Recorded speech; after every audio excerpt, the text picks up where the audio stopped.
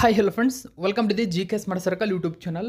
ನೋಡಿ, ಪಶುಪಾಲನಾ ಇಲಾಖೆಯಲ್ಲಿ 120 ಗುತ್ತಿಗೆ ಆಧಾರದ ಮೇಲೆ ಉದ್ಯೋಗಗಳನ್ನು ತುಂಬಿಕೊಳ್ಳಲು ಆಹ್ವಾನಿಸಲಾಗಿದೆ ಅರ್ಜಿಯನ್ನು. ಸೊ ಅದಕ್ಕೆ ಸಂಬಂಧಪಟ್ಟಂತೆ ಆನ್ಲೈನ್ ಮೂಲಕ ಹೇಗೆ ಅರ್ಜಿ ಸಲ್ಲಿಸುವುದು ಎಂಬತಕ್ಕಂಥ ಮಾಹಿತಿಯೊಂದಿಗೆ ವಿಡಿಯೋನ ಮಾಡ್ತಾ ಇದ್ದೀನಿ. ನೋಡಿ, ನಿಮ್ಮ ಕ್ರೋಮಿಗೆ ಹೋಗಿ ಅಲ್ಲಿ ಸರ್ಚ್ ಆಪ್ಷನ್ನಲ್ಲಿ ನೀವು ಪಶುಪಾಲನಾ ಇಲಾಖೆ ಅಂತ ಸರ್ಚ್ ಮಾಡಿದರೆ ನಿಮಗೆ ಈ ರೀತಿಯಾಗಿರತಕ್ಕಂಥ ಒಂದು ವೆಬ್ಸೈಟ್ ಬರುತ್ತೆ. ಅಲ್ಲಿ ನೀವು ಗಮನಿಸಬಹುದು, ಕರ್ನಾಟಕ ಸರ್ಕಾರದ ಅಧಿಕೃತ ಪಶುಪಾಲನಾ ಮತ್ತು ಪಶುವೈದ್ಯಕೀಯ ಸೇವಾ ಇಲಾಖೆ ಅಂತ. ಸೊ ಇದ್ರ ಮೇಲೆ ಕ್ಲಿಕ್ ಮಾಡಿ. ನೋಡಿ, ಕ್ಲಿಕ್ ಮಾಡಿದ ನಂತರ ಈ ರೀತಿಯಾಗಿರತಕ್ಕಂಥ ಒಂದು ವೆಬ್ಸೈಟ್ ಓಪನ್ ಆಗುತ್ತೆ.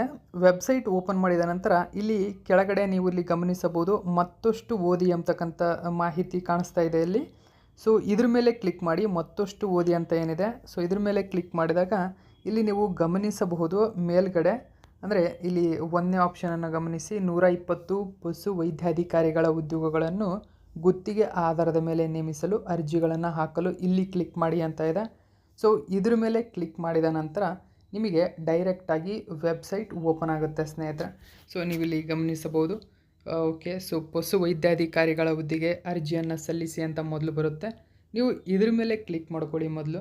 ಸೊ ಇಲ್ಲಿ ಕ್ಲಿಕ್ ಮಾಡ್ಕೊಂಡ್ಮೇಲೆ ಹುದ್ದೆ ಯಾವ ಹುದ್ದೆಗೆ ಅಂತಕ್ಕಂಥದ್ದನ್ನು ಆಯ್ಕೆ ಮಾಡ್ಕೋಬೇಕು. Veterinary officer. ಸೊ ಈ ಹುದ್ದೆಗೆ ಆಯ್ಕೆ ಮಾಡ್ಕೊಂಡು ನಿಮಗೆ ಸಂಬಂಧಪಟ್ಟಂತೆ SSLCಯ ಅಂಕಪಟ್ಟಿ, ಸೊ ನಿಮ್ಮ ತಾಯಿ ಹೆಸರು, ಗಂಡ ಇದ್ದರೆ ಅಥವಾ ತಂದೆ ಇದ್ದರೆ ತಂದೆ ಅಥವಾ ಗಂಡನ ಹೆಸರು, ಇನ್ನು SSLC ಅಂಕಪಟ್ಟಿಯಲ್ಲಿರುವಂತೆ ನೀವು ಡೇಟ್ ಆಫ್ ಬರ್ತನ್ನು ಹಾಕಬೇಕಾಗುತ್ತೆ ಇಲ್ಲಿ. ಸೊ ಇವೆಲ್ಲ ಫಿಲ್ ಮಾಡಬೇಕು. ಓಕೆ, ಸೊ ನೀವು ಮೇಲ್ ಫಿಮೇಲ್ ಇವೆಲ್ಲವೂ ಕ್ಲಿಕ್ ಮಾಡಿದ ನಂತರ ಅಪ್ಲಿಕೇಶನ್ ಈ ರೀತಿಯಾಗಿ ಅಪ್ಲಿಕೇಶನ್ ಹಾಕಬೇಕು. ಜೊತೆಗೆ ಇವೆಲ್ಲವೂ ಫಿಲ್ ಮಾಡಬೇಕು. ನೀವು ಫಿಲ್ ಮಾಡಿದ ನಂತರ SSLC ರಿಜಿಸ್ಟರ್ ನಂಬರ್ ಕೇಳುತ್ತೆ. ಸೊ ವಿದ್ಯಾರ್ಹತೆ, ಇವರ ಕ್ವಾಲಿಫಿಕೇಷನ್ ಕೇಳುತ್ತೆ. ಸೊ ಇನ್ನು ನೀವು BVSSCನಲ್ಲಿ ಪಡೆದ ಒಟ್ಟು ಅಂಕಗಳನ್ನು ಕೇಳುತ್ತೆ. ಪಡೆದ ಒಟ್ಟು ಅಂಕಗಳನ್ನು ಹಾಕಬೇಕು. ಇನ್ನು ಗರಿಷ್ಠ CGPA ಅಂದರೆ ಓವರಾಲ್ CGPAಗೆ ಸಂಬಂಧಪಟ್ಟಂತೆ ಮ್ಯಾಕ್ಸಿಮಮ್ ಎಷ್ಟು CGPA ಇದೆ ಅಂದರೆ ಮಾರ್ಕ್ಸ್ಗಳ ಪರ್ಸೆಂಟೇಜು ಇದನ್ನು ಹಾಕಬೇಕು. ಇನ್ನು ಕಾಲೇಜ್ ನೇಮು, ಇನ್ನು ಇಯರ್ ಪಾಸಿಂಗ್, ಯಾವ ವರ್ಷ ನೀವು ಪಾಸ್ ಆಗಿದ್ರಿ ಎಂಬುದನ್ನು ಇಲ್ಲಿ ಮೆನ್ಷನ್ ಮಾಡಬೇಕು. ಇನ್ನು ಕಾಯಂ ವಿಳಾಸ ಹಾಕಬೇಕು. ನೋಡಿ, ಕಾಯಂ ವಿಳಾಸ ಹಾಕಿ ನಿಮ್ಮ ತಾಲೂಕು, ಜಿಲ್ಲೆ, ಸ್ಟೇಟು, ಪಿನ್ ಕೋಡು.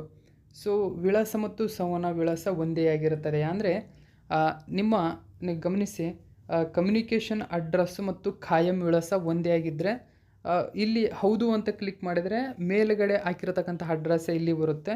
ಸೊ ಇಲ್ಲ ಕಮ್ಯುನಿಕೇಷನ್ ವಿಳಾಸ ಬೇರೆ ಇದ್ದರೆ ನೀವು ಬೇರೆ ಹಾಕಬಹುದು. ಸೊ ಇದಕ್ಕೆ ಸಂಬಂಧಪಟ್ಟಂಥ ಡೀಟೇಲ್ಸು ಕೂಡ ಇದೆ, ಗಮನಿಸಬಹುದು. ಇಲ್ಲಿ ಕೂಡ ಸೇಮ್ ಹಾಕ್ಬೋದು. ಇನ್ನು KVC ರಿಜಿಸ್ಟ್ರೇಷನ್ ನಂಬರ್ ಹಾಕಬೇಕು. ನೀವು ನೋಡಿ, KVC ರಿಜಿಸ್ಟ್ರೇಷನ್ ನಂಬರ್ ಹಾಕಬೇಕು. ಇನ್ನು last for digit of Aadhaar card. ನೋಡಿ, ಆಧಾರ್ ಕಾರ್ಡ್ನ 4 ಲಾಸ್ಟ್ ಅಂಕೆಗಳು ಅಂದರೆ ಕೊನೆಯ 4 ಅಂಕೆಗಳನ್ನು ಹಾಕಬೇಕು. ನಿಮ್ಮ ಮೊಬೈಲ್ ನಂಬರು, ಇಮೇಲ್ ವಿಳಾಸ ಹಾಕಿ. ಸೊ ಅಭ್ಯರ್ಥಿಯ ಘೋಷಣೆಗಳು, ಸೊ ಡಿಕ್ಲೇರ್ ಕೊಡಬೇಕು ಇಲ್ಲಿ. ಸೊ ಎಸ್ ಕೊಡಬೇಕು. ಇದಕ್ಕೆ ಡಿಕ್ಲೇರ್ ಕೊಟ್ಟು ನೀವು ಇಲ್ಲಿ ಪ್ರಿವ್ಯೂ ಮೇಲೆ ಕ್ಲಿಕ್ ಮಾಡಿದರೆ ಸಬ್ಮಿಟ್ ಆಗುತ್ತೆ. ಮತ್ತು ನೀವು ಬ್ಯಾಕ್ ಬರಬೇಕು. ಆಗ ನೋಡಿ, ಯಾವಾಗ ನೀವು ಅಲ್ಲಿ ಪ್ರಿವ್ಯೂ ಮೇಲೆ ಕ್ಲಿಕ್ ಮಾಡ್ತೀರಾ ಆಗ ನಿಮಗೊಂದು ID ಬರುತ್ತೆ. ಆ ID ಬರುತ್ತೆ. ಸೊ ಆ ಐಡಿಯನ್ನು ಯೂಸ್ ಮಾಡ್ಕೊಂಡು ನೀವು ನೆಕ್ಸ್ಟ್ ಪ್ರೋಸೆಸ್ ಆಗ್ಬೋದು. ಇಲ್ಲಿ ನೀವು ಗಮನಿಸಬಹುದು, ನಿಮ್ಮ ಅಂದರೆ ಅಪ್ಲೋಡ್ ಯುವರ್ ಫೋಟೋ ಸಿಗ್ನೇಚರ್ ಅಂತ ಇರುತ್ತೆ. ಸೊ ಇದ್ರ ಮೇಲೆ ನೀವು ಕ್ಲಿಕ್ ಮಾಡಿದ ನಂತರ ಸೊ ನೋಡಿ, ನಾನು ಹೇಳಿದಂತೆ ID ನಂಬರ್ ಬಂದಿರುತ್ತೆ ನಿಮಗೆ ಆಲ್ರೆಡಿ. ಫಸ್ಟ್ ಸ್ಟೆಪ್ ಕ್ಲಿಯರ್ ಮಾಡಿದಾಗ IDಯನ್ನು ನಂಬರ್ ಹಾಕಿ ಡೇಟ್ ಆಫ್ ಬರ್ತನ್ನು ನೀವು ಹಾಕಿಬಿಟ್ಟು ಸಬ್ಮಿಟ್ ಮೇಲೆ ಕ್ಲಿಕ್ ಮಾಡಿ ನೀವು ನಿಮ್ಮ ಫೋಟೋ ಮತ್ತು ಸಹಿಯನ್ನು ಅಪ್ಲೋಡ್ ಮಾಡಿದರೆ ಮುಗಿದೋಯ್ತು ಸ್ನೇಹಿತರೆ. ಹಿಂದೆ ಮತ್ತೆ ನೀವು ಅಲ್ಲಿ ಬಂದು ಪ್ರಿಂಟನ್ನು ಮಾಡ್ಕೋಬೋದು. ನಿಮ್ಮ ಅಪ್ಲೋಡ್ ಮಾಡಿರ್ತಕ್ಕಂಥ ಇದನ್ನು ಪ್ರಿಂಟ್ ತೆಗೆದುಕೊಳ್ಬೋದು, ಅಥವಾ ಬ್ಯಾಕ್ ಬಂದು ಕೂಡ ನೀವು ಪ್ರಿಂಟನ್ನು ತೆಗೆದುಕೊಳ್ಬಹುದಾಗಿದೆ. ನೋಡಿ, ಬ್ಯಾಕ್ ಬಂದು ನೀವು ಅಪ್ಲಿಕೇಶನನ್ನು ಪ್ರಿಂಟ್ ಮಾಡ್ಕೋಬೋದು. ಇಲ್ಲಾಂದರೆ ಡೈರೆಕ್ಟಾಗಿ ನಿಮ್ಮ ಭಾವಚಿತ್ರ ಸಹಿ ಅಪ್ಲೋಡ್ ಆದ ನಂತರ ಅಲ್ಲೇ ಅಪ್ಲಿಕೇಶನ್ ಪ್ರಿಂಟ್ ಅಂತ ಬರುತ್ತೆ, ಅಲ್ಲೂ ಕೂಡ ಮಾಡ್ಕೋಬೋದು. ಸೊ ಬ್ಯಾಕ್ ಬಂದು ನೀವು ಇಲ್ಲಿ ಕೂಡ ಪ್ರಿಂಟ್ ಮಾಡ್ಕೋಬಹುದಾಗಿದೆ.